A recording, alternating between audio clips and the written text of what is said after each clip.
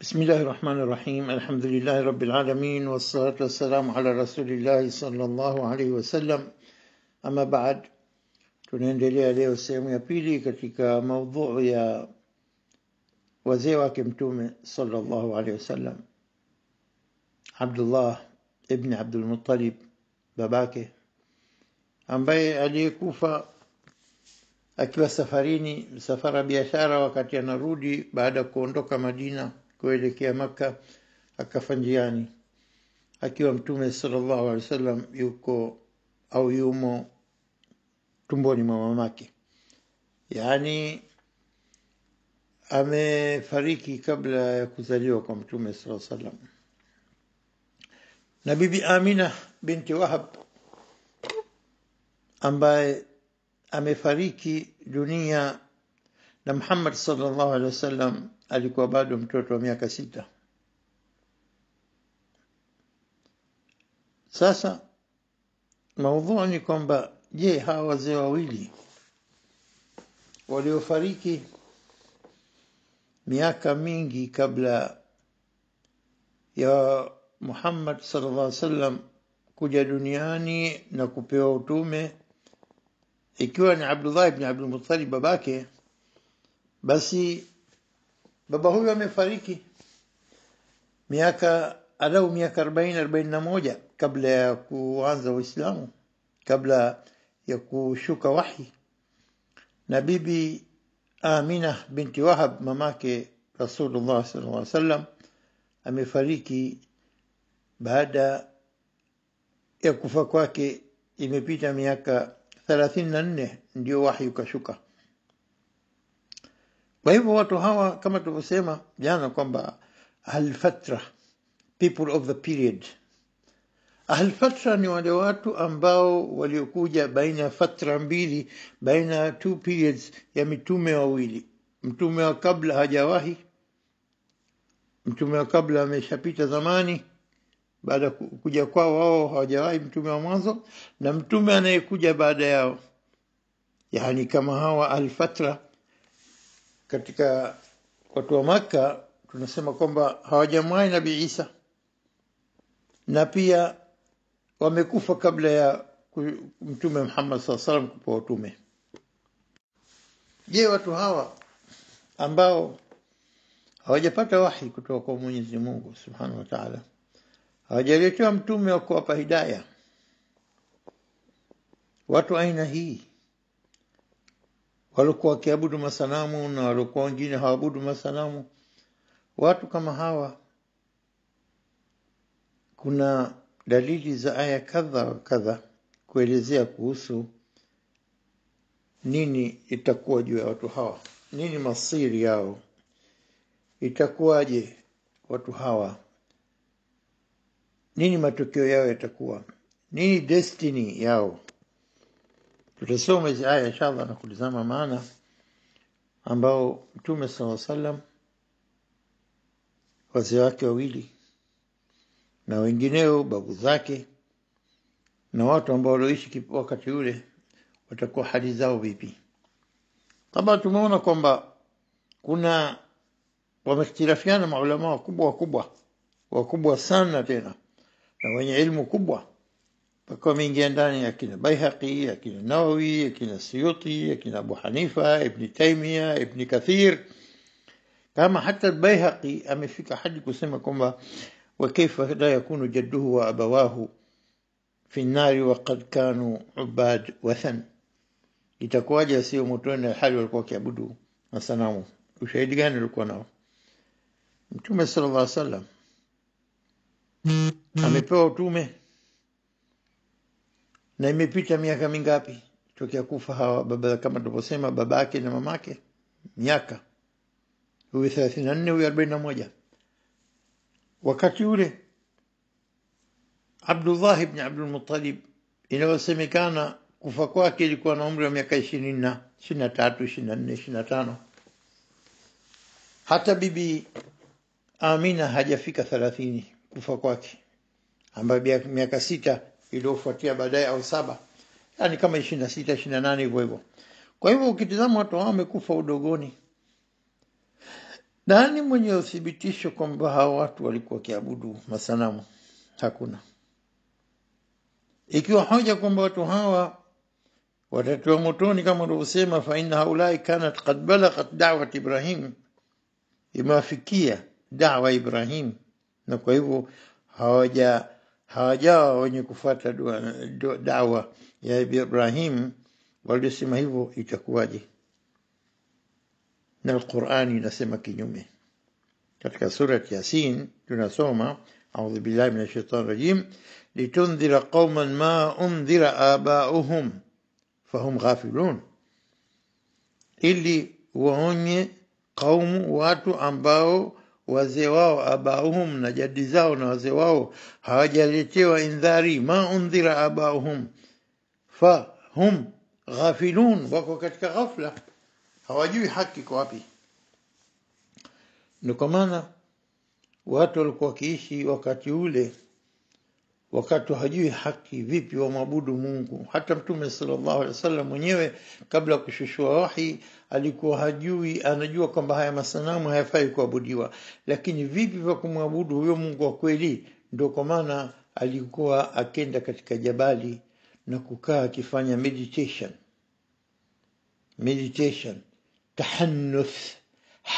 tahannuth, akitahannas na kukaa siku 20, mwezi, siku 40, ana taamal na kukaa kufikiri huyu Mungu wa kweli yuko vipi, namna gani tumwabudu, mpaka hidayah ikashuka kwa Jibril aliposhuka na kumshushia Iqra, na baada hapo tena ukawa wahi unateremka kila baada muda, kwa muda wa miaka 23.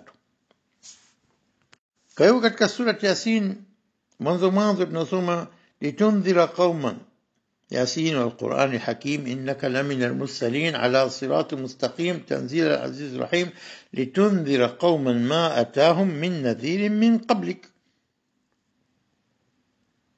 ili uonye watu ambao ma undhira abahum, la ma undhira abahum, ambao wazee wao hawajapewa indhari, hawajaonywa, fahum ghafilun, wako katika ghafla, wamepotea, hajui haki kwa wapi. Na kwa wale ambao walosema kwamba hawa watu wamesikia da'wa ya Ibrahim na wakaabudu masanamu, wasifuate da'wa ya Ibrahim, kwanza shuti tujue kwamba inna Allah la yadhlimu mithqala dharra, Mwenyezi Mungu hadhulumu hata sehemu ndogo ya punje, atom ndogo kabisa, hamdhulumu mtu. Hawa ikiwa wanasema kwamba da'wa ya Ibrahim wafikia na hawajafuata, na huku Qur'ani inasema kinyume na hao waliosema, kwa sababu Qur'ani inasema litundhira qauman ma atahum, litundhira qauman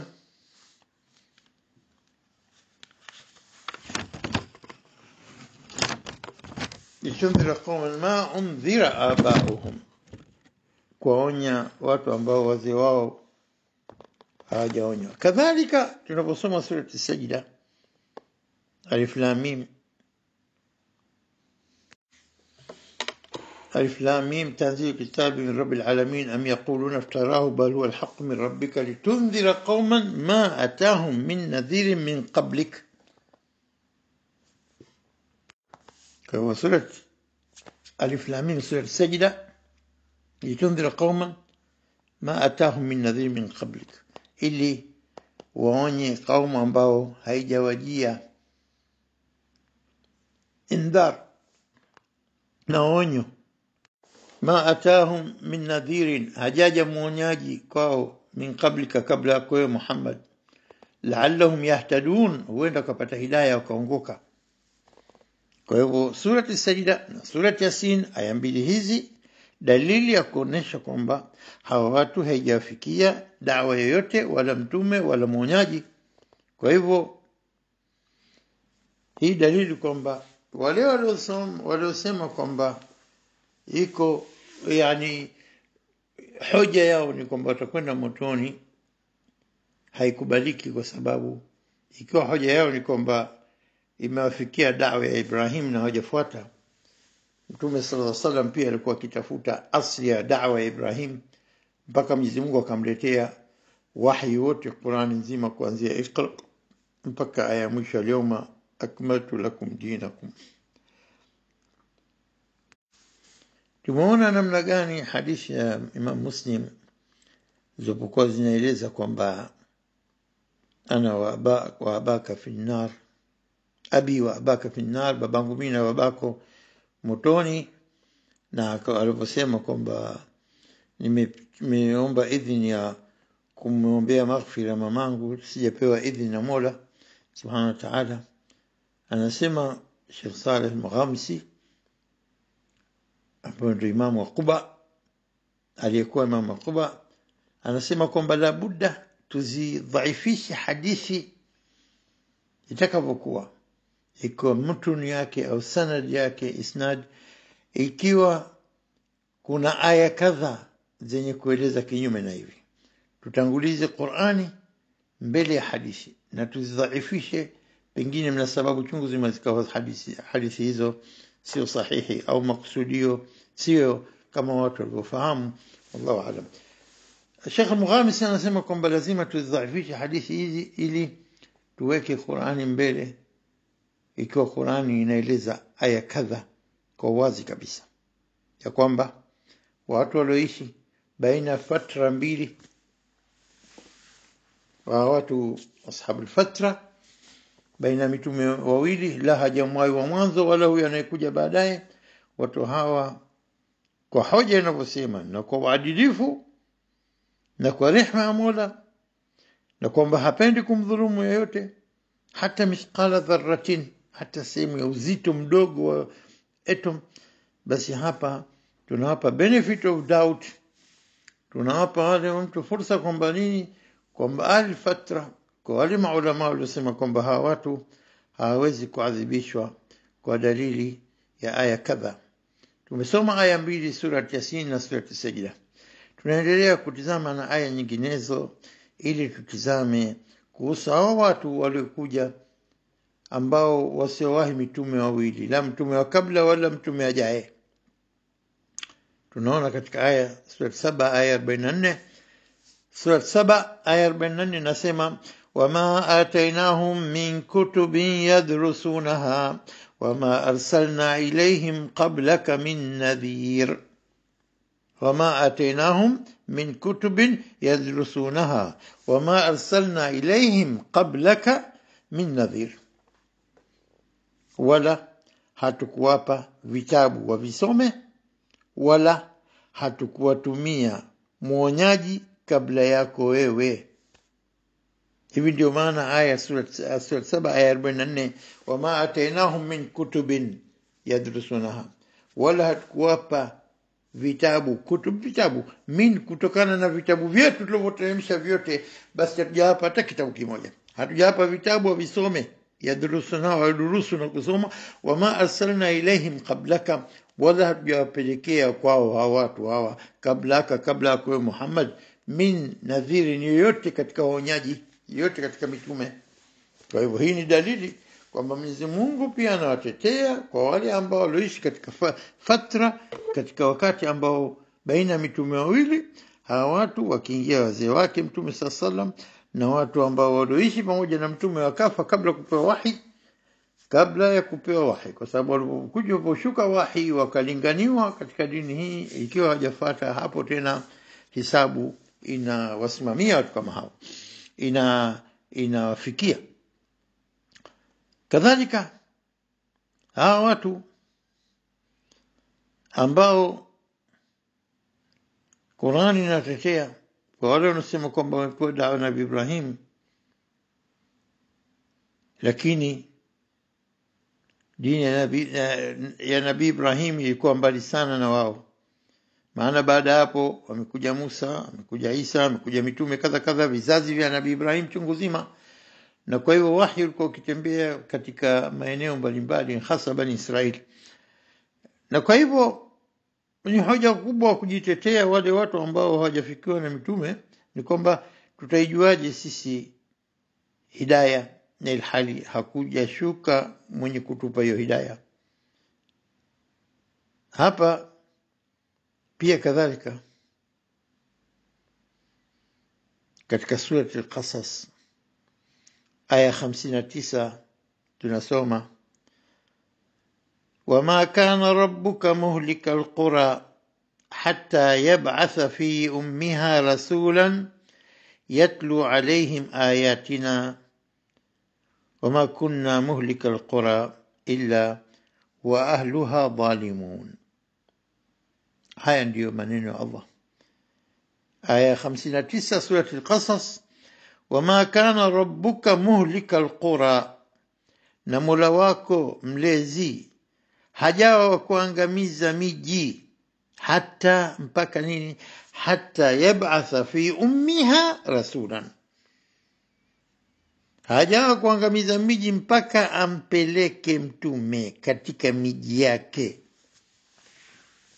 mpaka apeleke mtume katika miji yake. Hata yab'atha fi ummiha rasulan, tena mtume mwenyewe basi yatlu alaihim ayatina, katika miji yake hii. Ummiha hapa ni miji yake mikuu tena, mpaka nini, apeleke mitume, halafu awasomee ishara zetu. Yatlu alaihim ayatina, awasomee ayat zetu, ishara zetu. Wama kunna muhlika alqura, wala hatuangamizi, hatukuwa sisi wa kuangamiza.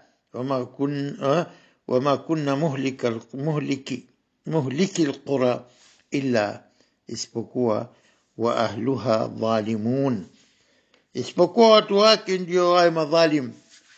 Hoja ya kuangamiza na kuwahilikisha qura ni jamu ya qarya, na qarya zamani wanasema ni mji. Sasa hivi qarya tutasema nini? Tutasema village. Kwa hivyo mji na qura miji. Hatukuwa sisi wa kuangamiza tu miji, tuangamize tu, na ilhali la hatujapelekea mtume, hatujapelekea kitabu soma, hatujapelekea ayat zetu, ishara zetu na aya zetu. Vipi hawajawa madhalim? Ikiwa ila wa ahluha dhalimun, wakiwa madhalim ndio tutaangamiza.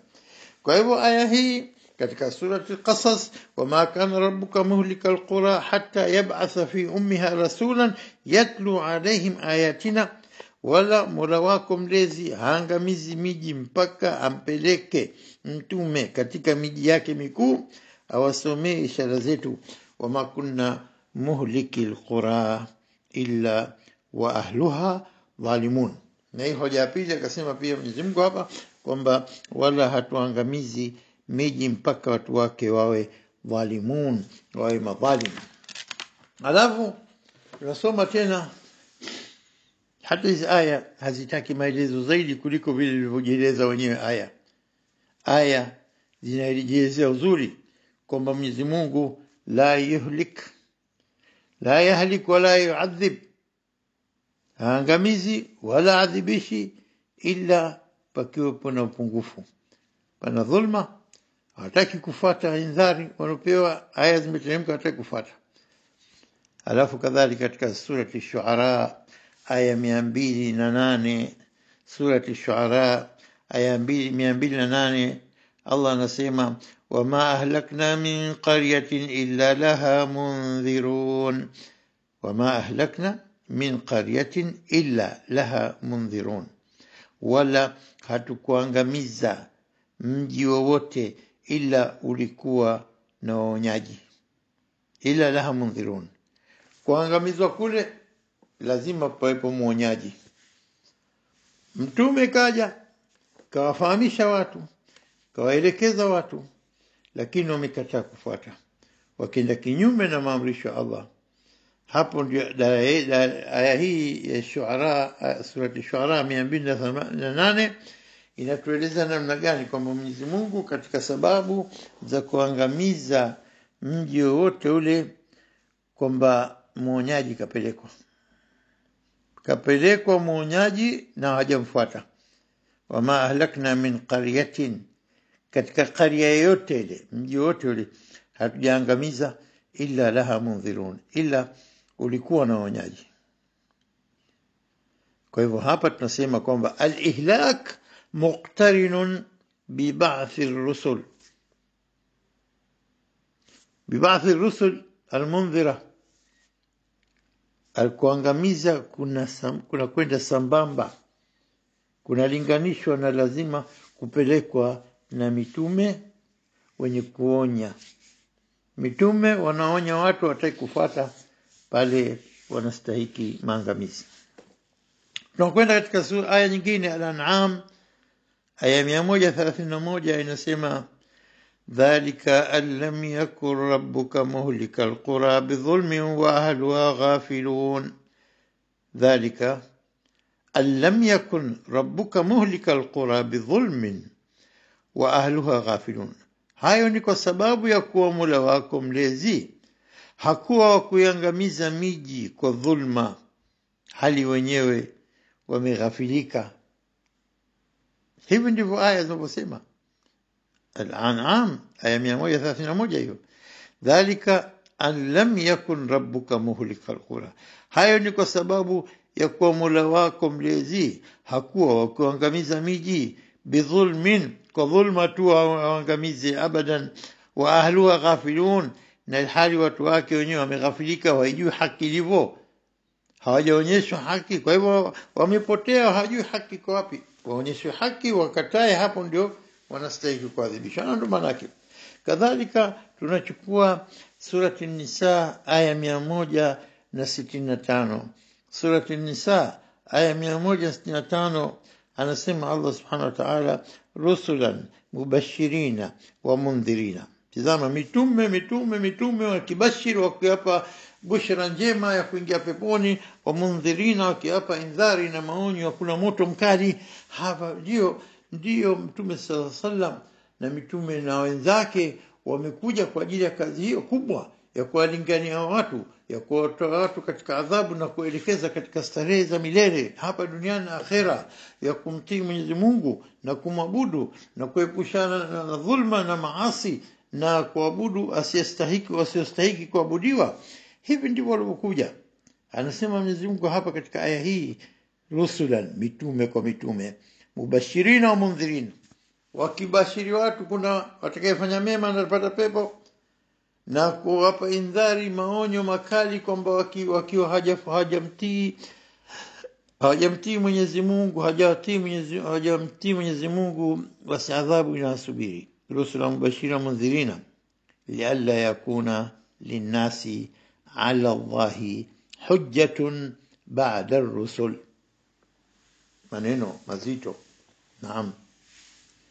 Hapa anasema aya hii surati Nisa 165, anasema hapa rusulan mubashirina mundhirin, mitume kwa mitume wanabashiri na kuwatoa indhari, lialla yakuna, ili pasiwepo na nini, linnasi, kwa watu wasiwe na nini, ala Allahi, dhidi ya Allah, kuwa na nini, kuwa na hujja. Watu watasema mbona hajatujia mjumbe? Hajatujia, hastahiki kuadhibiwa. Mbona hatuadhibisha? La, mjumbe sasa amekuja, wajumbe naam amekuja. Hawa rusulu sio wamekuja kubashirieni mema na kukupeni indhari ya adhabu kali inokuja, ndio mubashiri mundhiri. Kwa nini wasipate hoja ya kusema binadamu kwamba mbona hajatujia mtu? Lialla yakuna linnasi, kwa maslaha ya watu, linnasi ala, dhidi ya Allah, ala Allahi, wasije kwamba watu wanamlaumu Allah. Lialla yakuna linnasi ala Allahi, kumiliki, ala jukumu. Kwa hivyo wasipate watu la kusema dhidi ya Allah. Lialla yakuna linnasi ala Allah hujja, wasipate hoja yote ya kusema baada ar-rusul. Baada ar-rusul, aya nasema baada kushushiwa mitume, al-hujja la taqumu illa ba'da irsali ar-rusul. Hawatakuwa na hoja yote, wala hoja haitosimama ikiwa wameshushwa mitume. Wakishaletwa mitume hawana hoja ya kusema kwamba tunadhulumiwa, kwa sababu hata wanapokwenda kabla hawajaingia motoni, hawajaingizwa, wanaulizwa wasiqa alladhina kafaru ila jahannama zumara hatta idha ja'uha, wanabururu mpaka kifisho katika jahannam, watapofikia jahannam. Hatta idha ja'uha wasiqa alladhina kafaru ila jahannama zumara hatta idha ja'uha futihat abwabuha, milango inafunguliwa. Waqala lahum khazanatuha, halafu wale walinzi wa nini wa moto wanauliza, alam ya'tikum rusulun minkum yatluna alaykum ayati rabbikum wa yunzirunakum liqa'a yawmikum hadha, hajakujieni mitume wakikusomeni aya za Mola wenu na wakikupeni indhari ya moto huu leo, wa yunzirunakum liqa'a, huu mkutano yawmikum, wa siku yenu, hadha hapa. Qalu bala, watajibu naam, wamekuja wenyewe, wataadmit, watakiri, watakubali. Qalu bala, halafu walakin haqqat kalimatul adhabi ala alkafirin, imeshathibitikia kauli ya adhabu wapate makafiri. Hiyo surat Zumar. Na ukenda surat Tabaraka pia tunasoma nini pia, alafu wanasema nini, walilladhina kafaru birabbi adhabu jahannam wa bisal masir idha ulqu fiha sami'u laha shahiqa wa yatafakkanu tamayyazu min al-ghayb kullama ulqiya fiha fawjun, kila wakitiwa kundi ndani yake, sa'alahum khazanatuha, walinzi wa moto wanauliza, alam ya'tikum nadhir, hajakujieni mwonyaji? Qalu bala, wamekuja. Qalu bala qad ja'ana nadhir, ametujia mwonyaji. طيب kwa nini msifate? Qad ja'ana nadhirun fakadhabna, tukamkadhibisha. Qulna ma nazzala Allah min shay, hajashusha chochote Mungu. In antum ila fi dhalalin kabir, mimi mko katika upotofu kabisa, anaambia mitume hao. Halafu tena wanajuta, waqalu law kunna na'lam au kunna nasma'u au naqilu, nilikuwa tunasikia au tunapima katika akili zetu, ma kunna fi ashabi sa'ir, wala tusingekuwa katika listi ya watu wanapelekwa kwenye moto mkali wa sa'ir. Fa'tarafu bidhanbi, wata'tarif, watakiri makosa yao. Fasahqa li ashabi sa'ir, watumbukizwe kwenye adhabu watu wa motoni. Kwa hivyo siku zote wanasema hoja za kuzijibu hata 1000 hadithi. Ikiwa Qur'ani imesema kitu, basi hadithi zote hazitaweza kuwa sahihi mbele ya Qur'ani, kwa inasema kwa wazi kabisa na kufahamika. Kwa hivyo kwa aya hizi soma, utaona ahli al-fatra, wale watu walioishi katika fatra hii, ambao wengine wanaitwa ashabul hanifiyati samha, tutaelezea baadaye inshallah jambo hilo, kwamba watu wa fatra hawa la yu'adhabun, hawataadhibishwa liadalat rabbihim, kwa ajili ya uadilifu wa Mola wao, hawataadhibishwa kwa sababu rahmatillah alayhim, na rehema za Mwenyezi Mungu juu ya viumbe vyake. Na ikiwa Mwenyezi Mungu hatoafu na kusamehe, lakini itakuwa amruhum muwakkalun ila Allah, jambo lao liko katika mikono ya Allah. Kwa hivyo hapa ndio tunaona tofauti baina watu ambao wamefikia wahi na watu wasiofikia wahi. Hadha wallahu aalam. Subhanakallahumma bihamdika ashhadu an la ilaha illa anta astaghfiruka wa atubu ilayk.